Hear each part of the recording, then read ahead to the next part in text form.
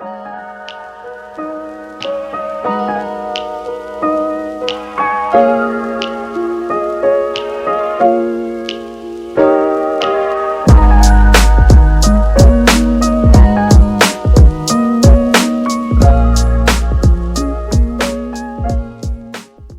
to Secondary Cities Primary Opportunities, a podcast that highlights the significance of secondary cities and the issues they face, emphasizing the value of smaller scale urbanization and regional growth.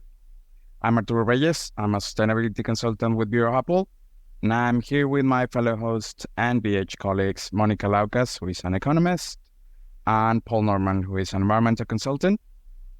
Just to remind our listeners, this is a C-Lab initiative, part of Bureau Apple.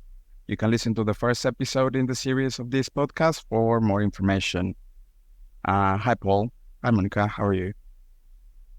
Hello. Very well, thank you. Hello. Thanks. And today we're very, very excited to be joined by two very special guests. First, we have Sarah Leahy. She's a humanitarian aid worker for Medicine Sans Frontiers, Doctors Without Borders. She's working with displaced people at their home countries and on their arrival to Europe. Hi, Sarah. How are you? Hi, Arthur. Hi, everyone. Great to be here. Thank you very much. Hi, Sarah. And last but not least, we have Norma Shemshad. She's a postdoctoral researcher who has covered topics like the arrival of refugees in cities affected by urban decline. Thank you, Norma, for joining us. Well, hi, everyone. Thanks for the invitation. Thank you very much. So today we're covering a topic of migration as part of our C-Lab project. So we know that mass migration events have rapidly intensified in recent times due to international conflict and climate change. So current politically charged rhetoric challenges the long-term planning of and management of migration. So to start the conversation, we would like to know a little bit about the work you have both done related to migration and refugees. If you want to give us a head start, Sarah. Sure. So as you said, I'm a humanitarian aid worker, currently working with Médecins Sans Frontières.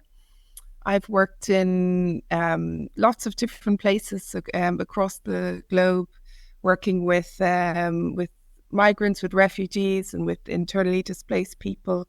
So I've worked in Central African Republic, in South Sudan, Kenya, India, Afghanistan, Yemen, many contexts where people have been forced to move due to, as you mentioned, the climate or conflict, or many reasons, and we're seeing this on the increase. I've also worked in the UK, so with people who are seeking protection, who've arrived irregularly to the UK at the end of their kind of migration journey. So I suppose I've worked with people from their home countries all the way through to when they say arrive to Europe. Brilliant. Such interesting line of work. And I know you have some stories to tell. And Norma, would you give us a head start, please? Yeah, sure. So my work maybe connects in some ways with the work of Sarah. So I've been conducting research on arrival experiences of predominantly refugees in cities, and the focus is on smaller localities, ranging quite a bit, but we can go back to that. So from really relatively small towns in rural areas to mid-sized cities, but combined all, but what these places shared was really that they were affected by urban decline. So my initial research interest really touches upon what is the arrival experience in places that experience urban decline. So my work really is really quite qualitative in that sense, that what I did wasn't so much looking at the numbers, even though that's of course the background setting up all research. But I talked to urban planners, to local decision makers, and to refugees themselves to see how refugee arrival in such places is negotiated. And yeah, so my focus is on refugees in cities, more broadly speaking. Yeah. Brilliant. Thank you very much. And then I think one of our first questions is about how can we change the narrative? We see all this media influx on and all over the place, how migrants are targeted as a problem or as something that has to be resolved or rejected from countries. So how can we, in your views and from your experience, how can we start changing that narrative, or how strategies can be implemented into changing that switch? Well, I can jump in, Arturo, just, I suppose, to kickstart the conversation. And I think from my perspective anyway, it's just so, enriching to have a diverse, population in any setting. So I think we have to start focusing on the positive impact that refugees, migrants have in a new setting, with their fresh ideas, their skills, the different perspectives that they bring. And I'm always astounded by people's resilience and things as well, which is something that can be sometimes lacking a little bit from my perspective in kind of Western society. And so I think there's just so much to be learned from this melting pot of people coming together. Yeah, I would tend to agree with what Sarah is saying. So the diversity can be very rich and enriching, but what I try to start with in my personal work, and not just in my research, but also in exchanges with family and friends when we talk about migration, to think through what kind of terminology we're using. So there can be, kind of escalating terminology and de-escalating, more calm, reflected terminology. So what I always try to avoid is to speak of influxes. I use air quotes there. I would avoid to speak of, especially from my perspective, from the European perspective, of mass immigration, because essentially most migration happens regionally, even international migration. Most migrants arrive in neighboring countries. So especially when we speak in European cities, I find it relatively problematic to speak of mass immigration phenomenon. It's just not something that is realistic. So I think I try to really start with being personally also very considerate about the language I'm using when I speak of migration. And then, of course, also, shift the narrative towards the experiences these people make, the challenges that are tied to the migratory process. And Sarah was talking about all the countries she has been living in. Obviously, that's very different to the refugee experience, but migration is always a fundamentally complex, very personal, very challenging experience. So that also, shifting the narrative towards that, and then things that look at the resilience of many individuals who make all that way to our cities. And I, again, air quotes, because they are not ours. I find that really, really quite important to, and it's not just about framing. It's also about consulting facts and being factual about how we speak about migration.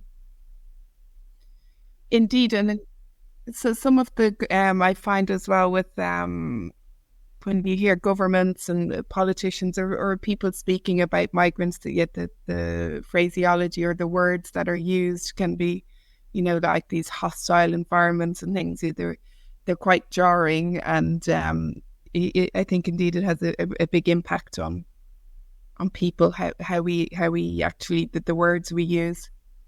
I was just going to ask about that because we became quite used to this polarizing kind of issues in the UK over the years with issues like Brexit, and you have some sort of group of people that are using words like kind of hordes of people or kind of invasions of immigrants and things. I don't think that's representative of the country, hopefully, and obviously everyone in it. But in countries where maybe there's just a broader reflection of a decreasing population size or things like this, is there much more openness to, you've traveled around to various places. Are there places, other countries where they're really keen for people wherever they might be coming from to come to their country, and there isn't that sort of polarizing and divisive nature of it? Well, I mean, I think I haven't really experienced it like in a very positive manner, to be honest, in many places I've been to. But in many countries, say like in sub-Saharan Africa in particular, I would say that these first of all, borders are very fluid in places as well, right? So like we see things very much, and maybe being UK and Ireland, we're islands, so your borders are kind of predetermined. But in certain places, say like Afghanistan, Pakistan, it would be more like the borders have been drawn, but actually it's your tribe or your that can.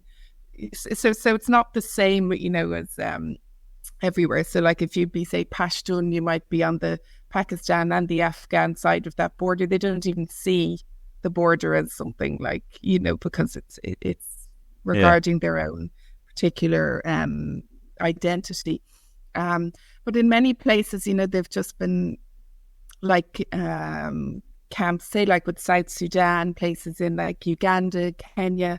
For so many years now, you're into your third generation of people who are living, and so in camps or in settlements, and they're very kind of fluid borders. But yeah, it wouldn't. But I think that there's the same issues. I mean, we focus obviously on the UK and Ireland and Europe because it's where we're based really. But I think it's same issues are encountered in many, many places. Maybe connecting to the element of aging populations aging population decline or shrinkage, however you want to call it. I would say that we would think that in these places there would be a more open narrative tied to immigration, because factually these countries, and Germany is one, France not yet, but Germany is a great example of a country that needs immigration to be able to sustain its social welfare system and as it exists. So our retirement system relies on immigration. We need it in the future if we want to keep it the way it is. If I want to retire in peace and have my retirement finance, I should hope for migrants to come to Germany, establish their life, stay, work, and pay into the social system, right? And so we would think that, okay, these are the facts. People should be open. There should be a welcoming narrative, but that's not the case necessarily. So there are these arguments, especially in places that are affected by a decline and that experience these effects already.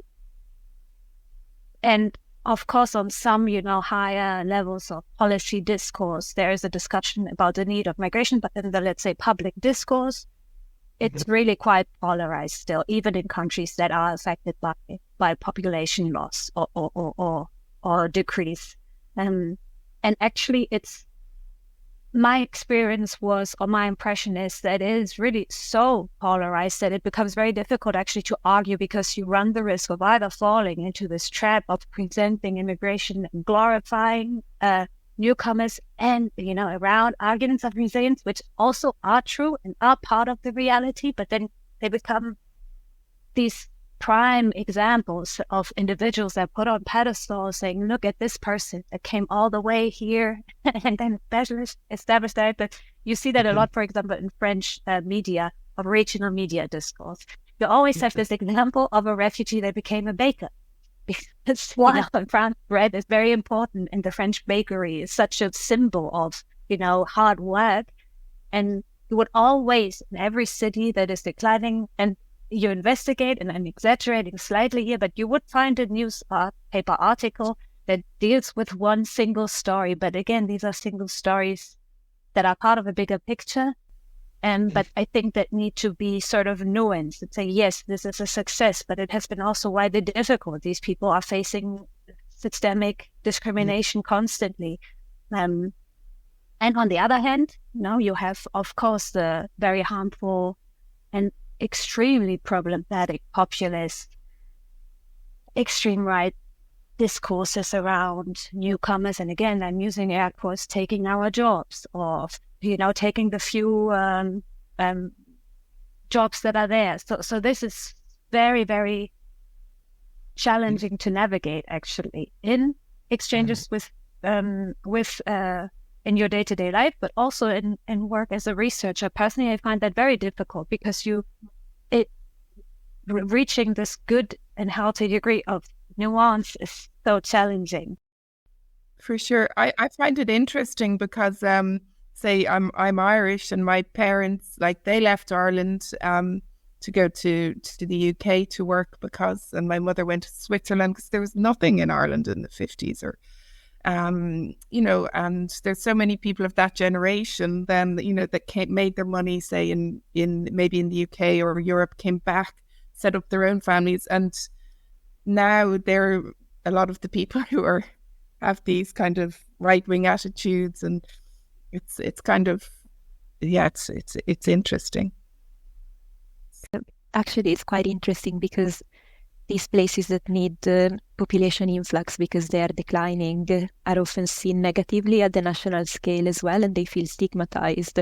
So the fact that they are sent low-income socioeconomics groups that might be refugees is even something that they see more negatively and more negatively imposed on themselves.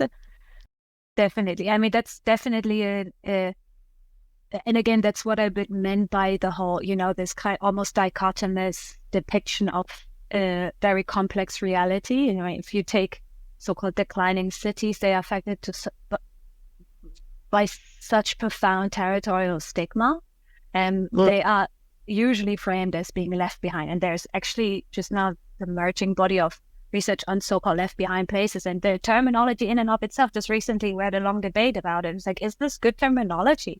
If I lived there, I wouldn't want researchers in their capital cities and their certain privileged institutions refer to my region as left behind. But then obviously there's an inherent critique in that term, right? I mean, it has been left behind in some ways by global capital flows, by certain decisions that would shift development into these regions, etc. So, but what I'm heading to is, when I started my doctoral research, then the dilemma, Monica, that you've been describing of, you have a disadvantaged place and a disadvantaged group, was really the initiating effect. I was like, what does that mean? How does it feel to be in this, at this coming together of spatial disadvantage and, systemic disadvantage. And there are shrinking places where municipal leaders are clearly saying our social welfare system is already strained. If newcomers come, okay, yeah, we open our doors, they are welcome, but they need to, integrate quickly, become functional, economically speaking. So they should not burden, and I quote again, burden burden the system further. So there's really a pressure on municipal leadership in these places also to bounce back in one way or another. And yeah. And do you envision, because we all know that migration is only going to intensify. Climate change, we're seeing the effects, how they're kind of surpassing any prediction. It's only going to be mass movement increasing everywhere. Do you see a way of policies catching up with that and envisioning? So I think there's a lot of short-sightedness of we need to close the borders and protect and whatever policy, but we need to be planning for, because all of these people are going to go somewhere. How can we envision a way to plan for it, even if it's just the starting points on policy level, on kind of population level? Like, do you see anything like this happening anywhere? I mean, I would say that in order for that to happen, there has to be a shift in societal thinking, and people have to, just this negative kind of narrative has to be in some way quashed, or we need people needing to start rethinking things. And I don't know, I have no idea how that would what that would look like, but seeing, like, I would see the resilience of people, and how, say, in the workforce, if I had my own business, how amazing it would be to have some of the people I know who've overcome incredible struggles like you wouldn't believe, to get where they are. And maybe they're like so-called economic migrants, whatever they are, but they have that drive to go from wherever they've left to here or to Europe. And overcoming unbelievable hardship and stuff. So I would think it's such an amazing benefit to have, an asset to have these people, in the workforce, in society. But I don't know how that shift, towards that sort of more positive view would even start to happen. That's out of my league. But from a human perspective, I think, yeah. In the UK, I think as a general rule, I think I'm right in saying, refugees that come, while they're awaiting their, applications, or perhaps even after that, I don't think they're allowed to work.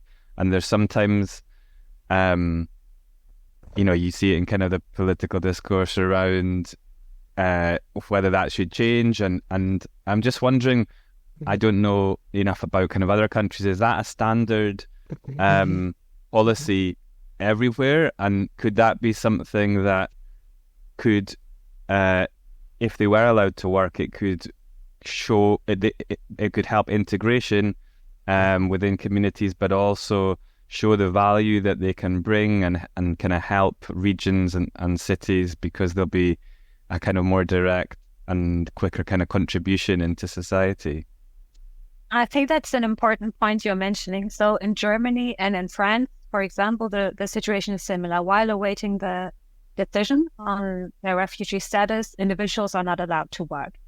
And with fairly complex, small exceptions, but generally they cannot work, right? There's a big debate also around whether that should happen, should change or not. There are efforts, especially at the local level, especially in regions or places where there's a shortage of certain labor, for local initiatives to push towards, and it's usually referred to as regularization through work. In my US case study, for example, I found that very interesting, because individuals who arrive through the resettlement system, they are recognized refugees, so they can work. They have the right, and they are expected to. So, and this is then also what I observed in the secondary city I looked into in the US. So it's Akron. It's in the Rust Belt region, very deprived region, deindustrialization over long periods of time, and economic downturn, decline. But there was this neighborhood with many of these effects of urban shrinkage, many vacancies, both residential and commercial. But there was also a refugee resettlement agency, and this agency has over 20 or so years now been resettling refugees into this neighborhood. And initially it was based on pragmatic reasons, because if we house refugees nearby, they have better access to our resettlement services. But what happened was there was an entire revitalization of the neighborhood, economically, but also demographically. And this connects to what Sarah has been saying, that there's quite an ingenuine way of many individuals to become creative and found businesses. I think the numbers are relatively clear on that as well. Refugees are more likely to found businesses, which has many complex reasons also. Often it's also discrimination on the labor market that pushes people into self-employment, of course. So that's not to be underestimated. But bottom line is they become economically contributing to the local development. So that's not to be underestimated at all. In Germany, I see a couple of places engaging into sort of testing programs of matching refugee newcomers with certain employment, for example. So I do think that this is a crucial part, because we are living in a society that is centered so much around work. And if people get to work, they get to meet people, they get to, it fights isolation. And I mean, I'm not saying this in a glorifying or work more kind of way. Obviously, it's about just working with what we have, socially speaking. We are in society centers around work. And if you take people out of this large part of how our society functions, it's very complicated.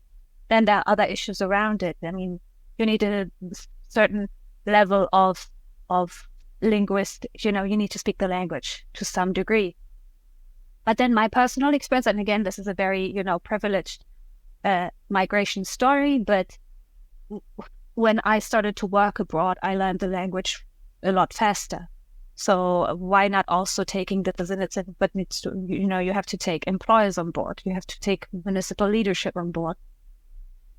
But yeah, I do think that it's a problem that, especially given how long the procedure of having your status recognized can be, that you do not allow people to take care of themselves, because then it's also an element of agency that comes in. People don't come here to be taken care of. They come to take care of themselves, because that's already what they've been doing from the decision of leaving the home country. It's like, I'm going to take things in my own hand. So I think it's important. Yeah, I mean, really good points, Norma. Also, like, there's so many countries in the world where, there've been these forced migration. Like, if you look at, say, the Rohingya population, which is probably one of the most, persecuted globally, 800,000 or maybe 1 million people moved from, Myanmar into Bangladesh, and they are stateless. Essentially, they're not allowed to work. They don't have any identification. I mean, if you're looking at things, say, from a humanitarian perspective, you want to go and set up a hospital there. I mean, you have all these medics, doctors, nurses, carers, everything, and you can't officially employ them or anything because they're not allowed to work in Bangladesh. But there's like 1 million people sitting in a camp, not able to do anything, in theory. I mean, there's ways around things always, but that's the law. And so you see that in and indeed in Syria and Iraq and many places over the years where people have been forced to leave to neighboring countries, and then they're totally stuck because they've no opportunity. They're essentially stateless. So it's just interesting to think of things from different perspectives as well. Yeah, definitely. And also to then see how situations are vastly different, obviously in terms of context, but then the processes that are unfolding are relatively similar. So when we speak about informality, for example, there's like this rich literature about informal practices, economic activity, and all kinds of things in refugee camps, the ones you were just speaking about. But then you also see a lot of informal work in European cities. I mean, entire business or entire branches are functioning based on undocumented migrant labor. So in the Netherlands, we have a lot of domestic work that is done predominantly by undocumented migrants, undocumented female migrants.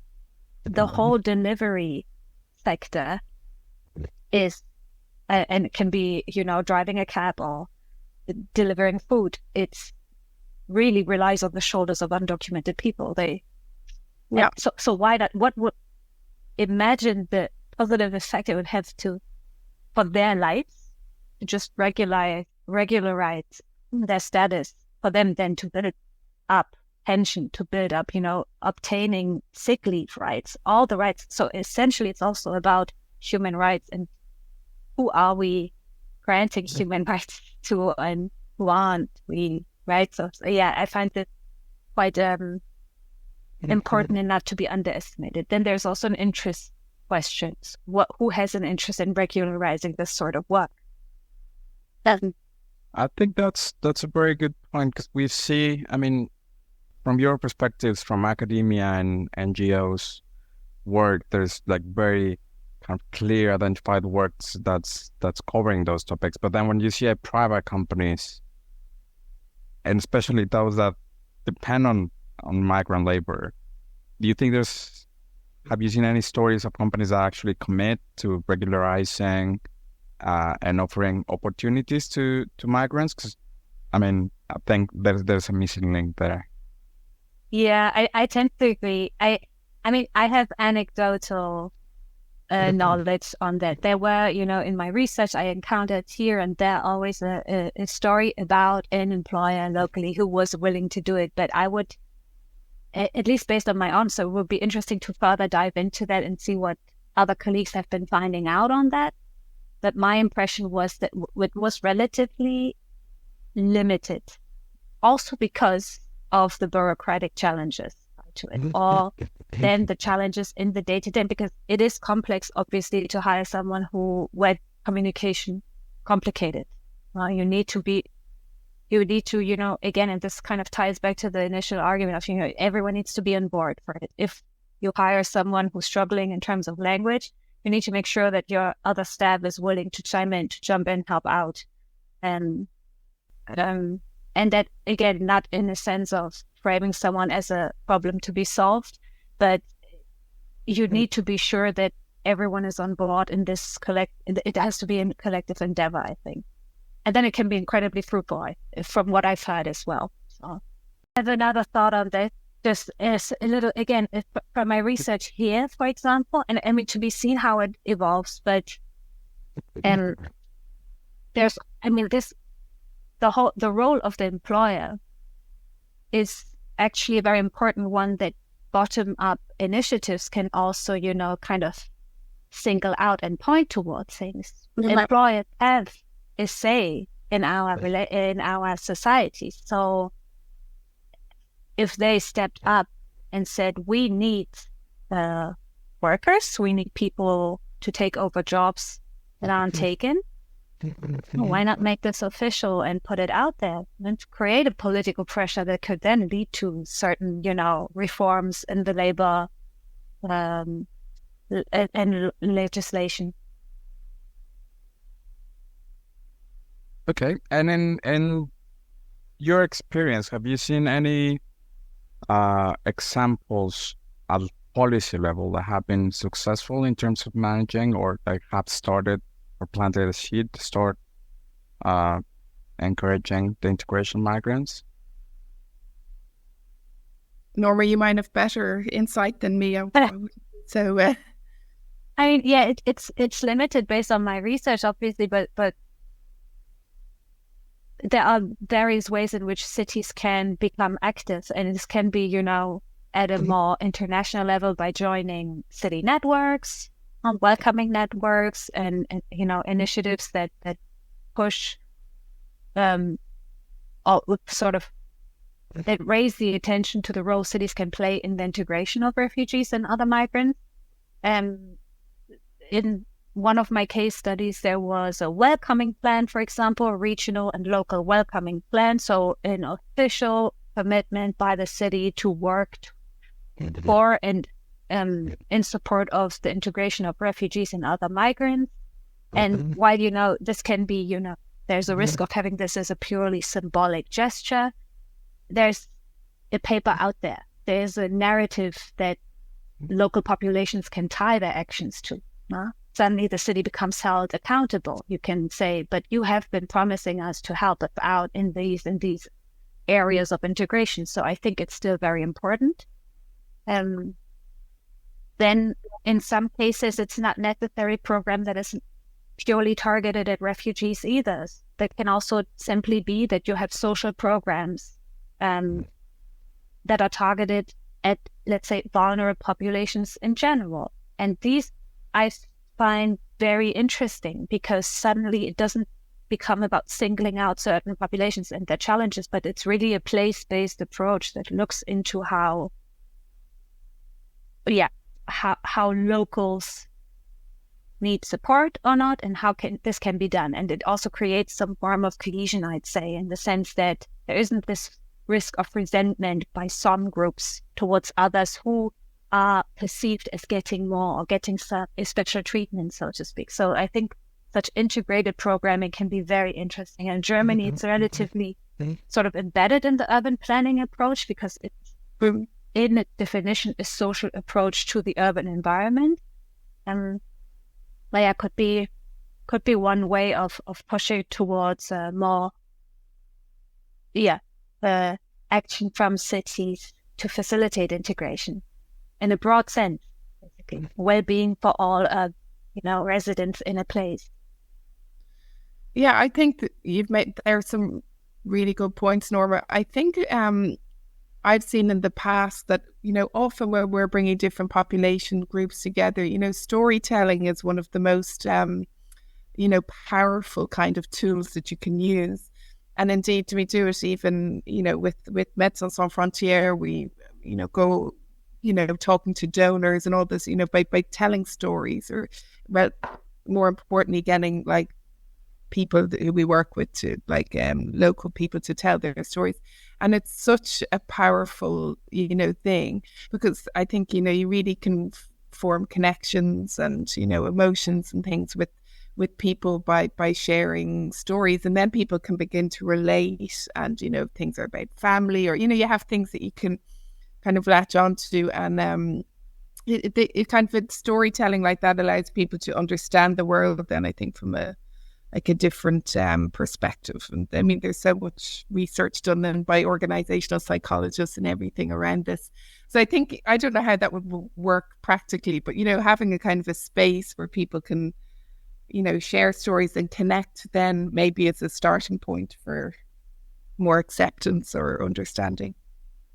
Actually, that's super interesting that you mentioned that, because this is one initiatives that you would find very regularly when you would, go out and look for initiatives of what has been done. And storytelling often is really like you say, it's a very powerful and by now well-utilized tool, I would say. And it evolves into, community theater.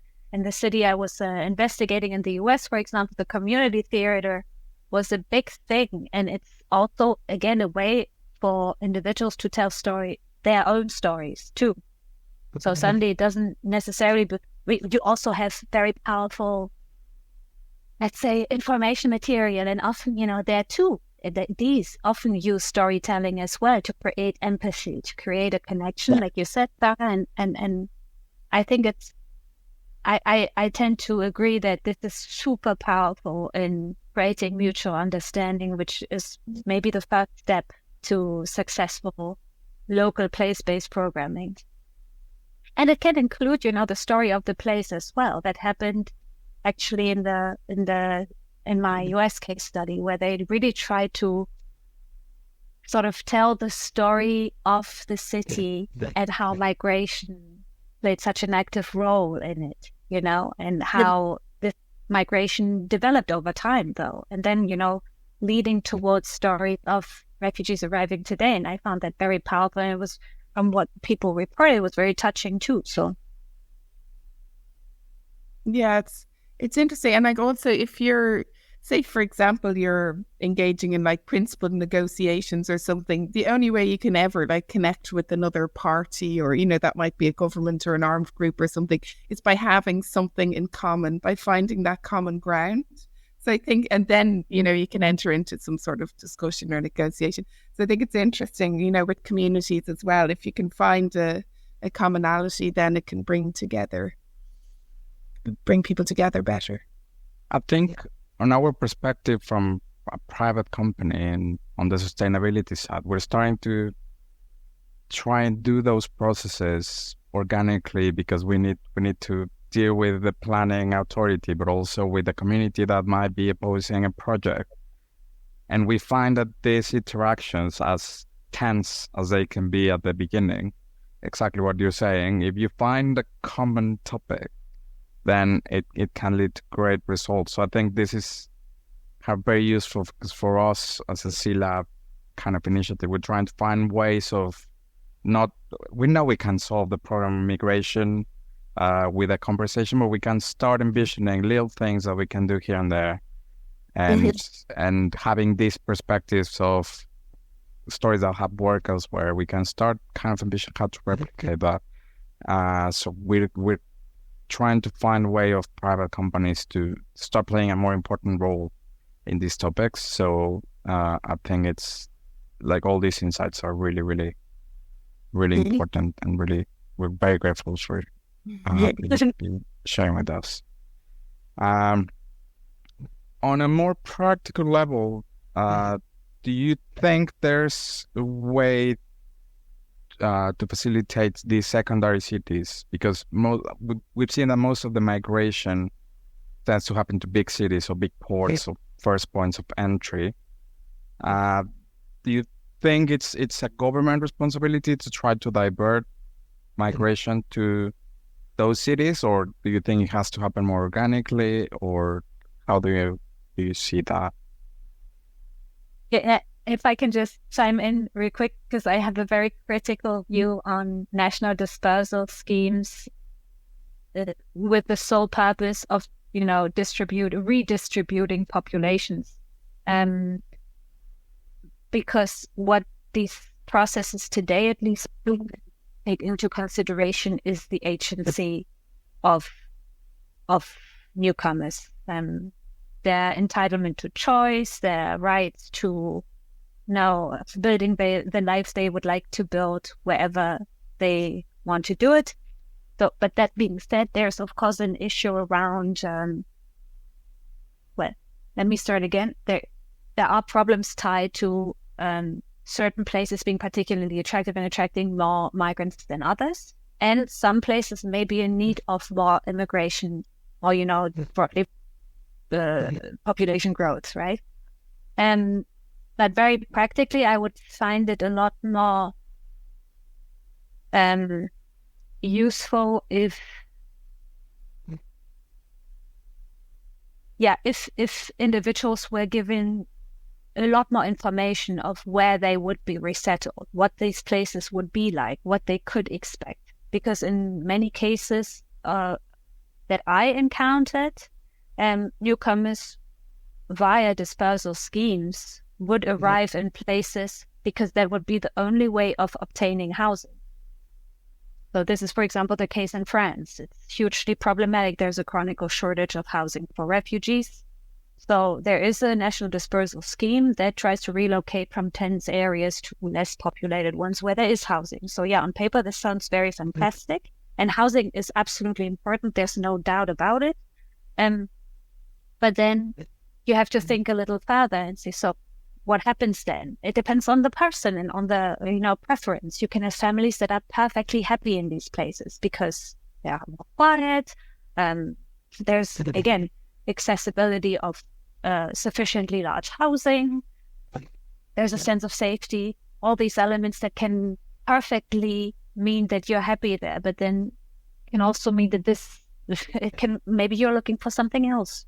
And then these places aren't the right place for you to reestablish yourself, to work through sometimes traumatizing experiences of migrating over years. So sometimes these places have shortages of certain services that you need, and medical services, psychological support are one of these services that are often missing in these places. So at the same time, cities can, put forward these, characteristics, saying, hey, this is this human scale place. You can expect to have a more personal engagement with your immediate environment.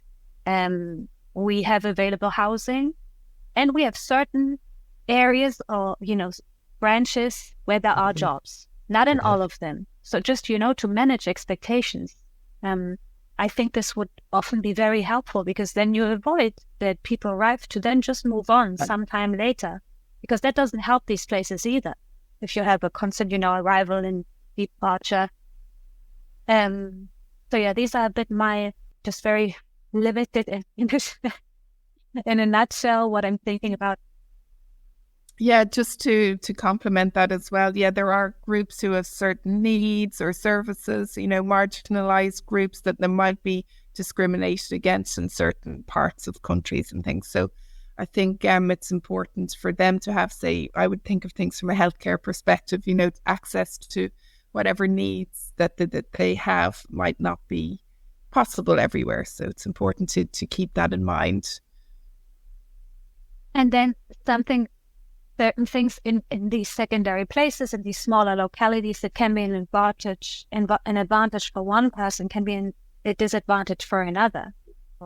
I had exchanges with people where vastly different experiences coexisted perfectly. You have one respondent in an interview saying, I absolutely love the fact that I'm not a number here. I have a name and people know who I am. And in the next exchange, someone says, I hate the fact that I'm constantly visible. I'm moving through public space and people constantly believe to know my story, so to speak. So this is also, and again, this is maybe more a consideration more relevant to really when we drift into the more rural sort of context, but it's the same for smaller and mid-sized cities too. So can be great for some, but not so great for others. And that accounts for large metropolitan areas too. Can be extremely tiring for a small family that's just struggling to establish itself because housing prices are through the roof. There are no houses available. So in these cases, mid-sized city, secondary city could be actually a good deal. So why not be really more, again, nuanced about it and also put these sort of information out there to at least create some sort of choice for populations.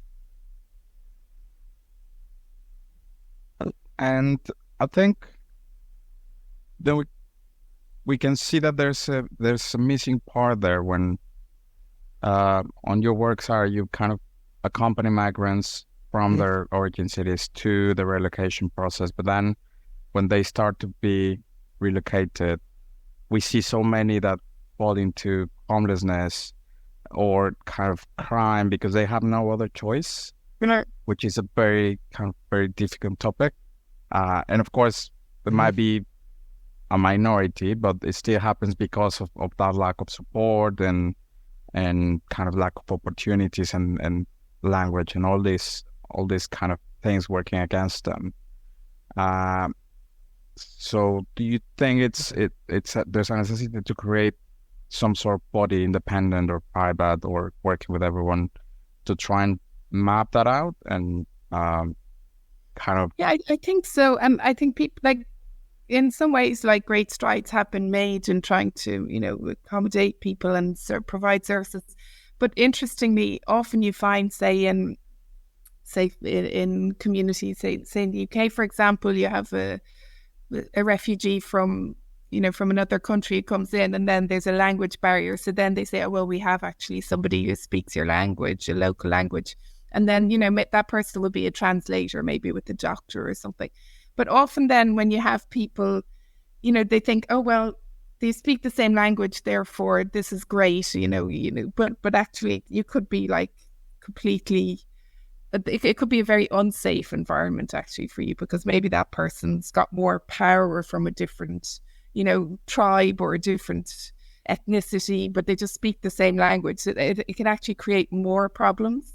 And then often you find when people who have a settled status in a country, then and they're working then with people who are coming in from that country, say into the UK or wherever, that there's a lot of discrimination there. Or they don't, maybe not everybody wants more people from their country of origin to be able to settle and things for various reasons. So it's very complex, but I think it just needs kind of broader thinking. Because I'm thinking now on also LGBTQ plus communities or communities at risk that will suffer exactly that and might be even terrified to go if they have to a country where they're not accepted or there are rules that affect their life. Exactly. And you have people, and I know people from the LGBTQI plus community who've fled from countries for that reason, because their life was at risk. And then they arrive, I'm talking to Ireland, and then there's somebody from their country who they're, paired up with as a translator. But actually, if the information gets back home, it's hugely dangerous for them. So, whereas you think you're doing a good job for someone, it's not always. It just requires a lot of thought. And I think by, all these, even involving, say, NGOs or, people who might be thinking a bit differently in policy making and things is important. Yeah, I couldn't agree more with what you've been saying, Sarah. And talking about the LGBTQ plus community, it can also be. I talked to a colleague who's working on LGBTQ plus refugees in rural and smaller localities, and she described exactly the same thing, that for some, being paired up, so to speak, or finding themselves in close contact with someone simply because that someone was from the same country or spoke the same language actually created situations where, for example, at home, they wouldn't feel safe enough to express their sexuality freely, whereas outside in public space, they could much more, they felt a lot more safe. And this is something that needs to be avoided for sure. And I just want to also connect briefly to the question on criminality and crime more broadly. I think here again, and we started the conversation around, also just being being open to, serving yourselves, using facts and using the numbers out there, because that too is something. There's newcomers aren't inherently more criminal than other parts of our populations. It's disadvantage, it's poverty, and again, here we also have to be very careful not criminalize poverty, but disadvantage and challenges, poverty, finding yourself homeless. These are all structural factors that can push any individual into certain behaviors, or getting in touch with groups that are not safe for you. That so this is something that we also need to really far from being more prone to or more likely to engage in criminal behavior. Refugees are actually much more likely to not, because there's the whole process of obtaining your status is so marked by constant institutional scrutinizing, bureaucratic hardship, that you really tend to rather not make mistakes unless something completely independent of the process happens. So just then as a little side note, that this is also it's other social problems that need to be targeted to avoid certain populations falling into criminal behavior. It can be, provide housing, provide safe spaces, provide mental health care, provide maybe also a community, where people don't feel isolated or disconnected with society, because that too is not healthy, neither physically nor mentally. So, and Sarah would probably have lots of stories about, the challenges around mental health. Yeah, for sure. Brilliant.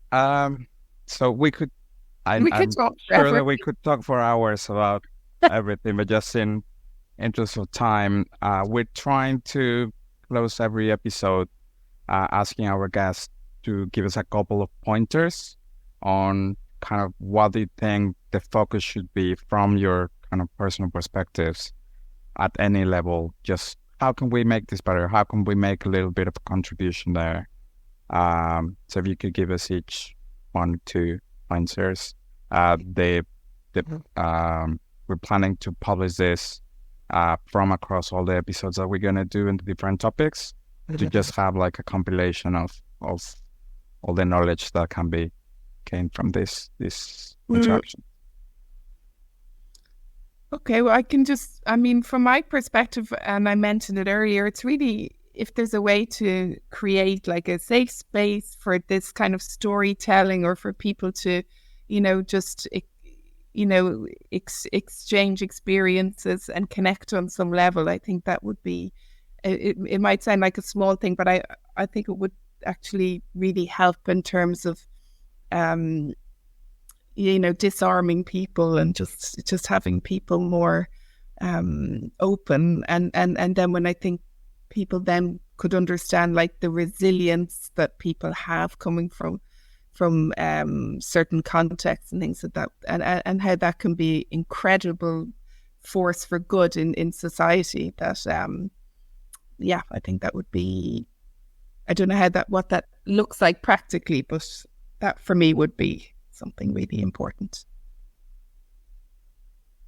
Yeah, I would say in resonating to what Sarah was saying, that what I would find helpful would be to not depict secondary cities as places void of migration. They are, secondary cities, for most cases, have over history known migration. So if we acknowledge that, and if we engaged with migration in these cities as something that is not necessarily new, that may feel new because migration is changing, it's complex, but that isn't necessarily new, and it will open doors to sort of tap into certain local welcoming cultures, for example, tap into how certain places have over history always been open to diversity, and to continue this openness, and then think practically about how can this be done at local scale? What can neighborhood initiatives look like in cooperation with municipal governments, in cooperation with other relevant actors, be it the residents, be it the employers, and what makes a welcoming city, I think for me is the big question in the end, and that can look very different in different places. Amazing. Well, thank you very much for that. This has been very informative. Thank you for your time, and we would like to thank our listeners as well. You can find the podcast on the BH website, but also anywhere you find your podcast. Thank you very much to our guests. Thank you, Paul. Thank you, Monica, and Sarah and Norma. Pleasure to have you in our podcast. Thank you very much. Thank you. Thanks, everyone. Thank you.